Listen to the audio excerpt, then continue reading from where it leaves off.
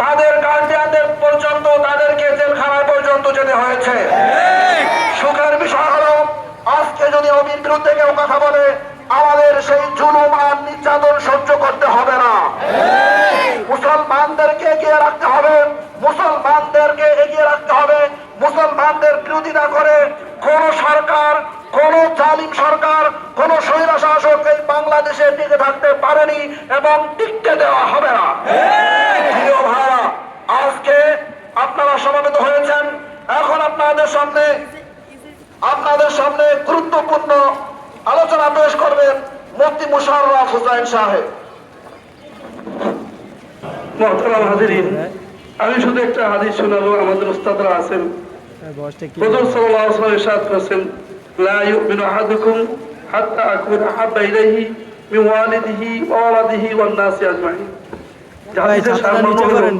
যতক্ষণ না একজন মুসলমান তার নিজের সন্তান, মা বাবা, আত্মীয় স্বজন সকল চাইতে মহব্বত না করবে অতক্ষণ পর্যন্ত সে কামিল মুমিন হতে পারবে না।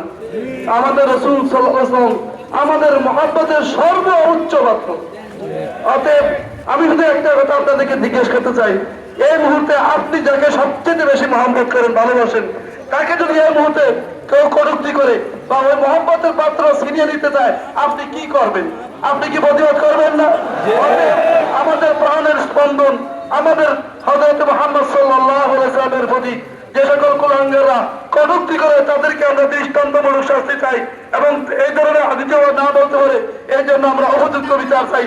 আমাদের সরকারের কাছে আমরা আবেদন রাখবো যে তাদের সংসদ, তাদের ক্যাবিনেট থেকে এই প্রতিবাদ ভারতে পৌঁছে দেওয়া হয়। আল্লাহ পাক আমাদেরকে এই প্রতিবাদে সামিল হওয়ার তৌফিক দান করুন। আমিন। প্রিয় ভাইরা, নবী বলেছেন সন্তানের চেয়ে নবীকে ভালোবাসতে হবে। এই সন্তানের বাবাকে পাওয়া যাচ্ছে না, এই সন্তানের বাবা নিয়ে আপনারা স্টেজে চলে আসেন। সেই বাবা নবীর প্রেম দিয়ে, নবীর প্রেমের উদাহরণ দিয়ে সন্তানকে পর্যন্ত ছেড়ে দিয়েছে। সন্তান আমাদের স্টেজে, আপনি চলে আসেন। আপনার জন্য আল্লাহ পাক রব্বুল আলামিনের বড় একটি পুরস্কার আপনার জন্য অপেক্ষা করতেছে।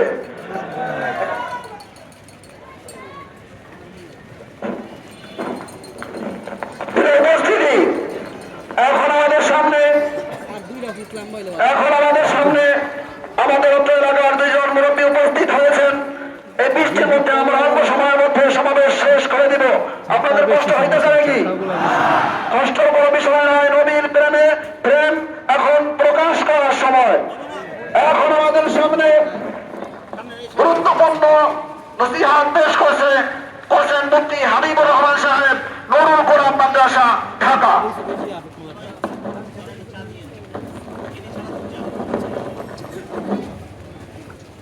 নাহমাদুহু ওয়া নুসাল্লি আলা রাসূলিহিল কারীম, আম্মা বা'দ।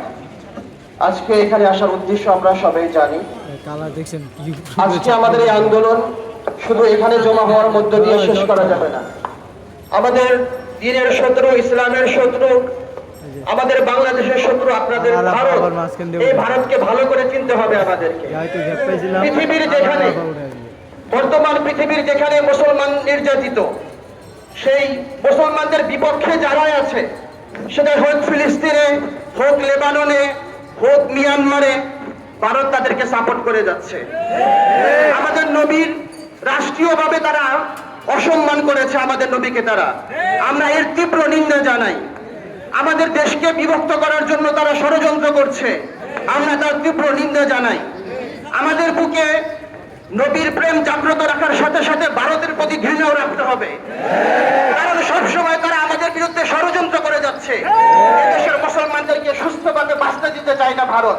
সুতরাং ভারতের প্রতি, ভারতকে চিনতে হবে, ভারতীয় সমস্ত পণ্য বয়কট করতে হবে এবং ভারতকে যেখানেই ভারতের ক্ষতি হয় এমন কাজ করতে হবে। আল্লাহ তাআলা আমাদেরকে তৌফিক দান করুন। এখন আমাদের সামনে সংক্ষিপ্ত বক্তব্য নিয়ে আসছেন মুফতি শহীদুল ইসলাম সাহেব। আসসালামু আলাইকুম ওয়া রাহমাতুল্লাহি ওয়া বারাকাতুহু। আমরা সকলে একটা স্লোগান দেই, নারে তাকবীর,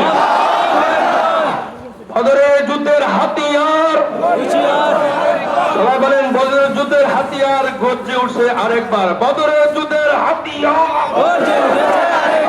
মুসলমান সাবধান, সবাই বলেন সাবধান সাবধান।